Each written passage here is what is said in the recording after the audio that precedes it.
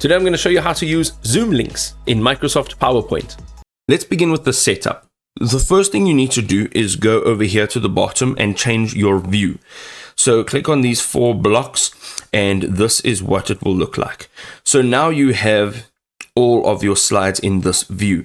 Now you can see just over here at the top it says intro, and if I click on that little arrow it actually folds it up. Now you can see currently we have what we call sections. So we've got an intro section which contains these 6 slides, and then the core features which contain these 4 slides, and then best practices which actually contains too much. So what we first need to do is we need to break this down.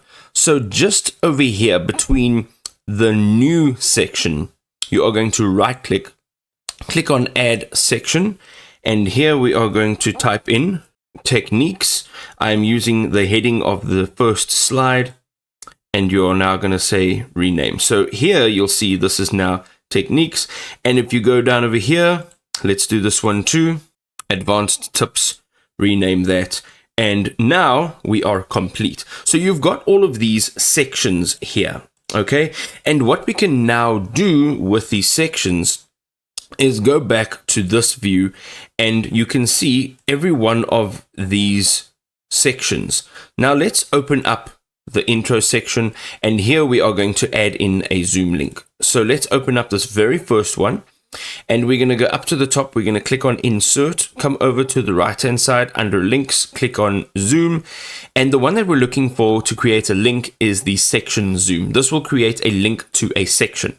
So you're going to create this link on this slide. So click on that, and here you are going to select the section that you would like to insert. So on this first page, I would like to just quickly run through the best practices. So I'm going to select that one, and I'm going to say insert. Now you can see right over here that you can move it around. You can also change the size and pretty much anything else that you'd like to do with it, including drawing on it, changing its design, transitions, and animations. Now, how does this actually work? Well, let me show you. Let's go to the slideshow and let us begin the slide. Now, when you begin the slide, you'll see that there are no more editing tools around here.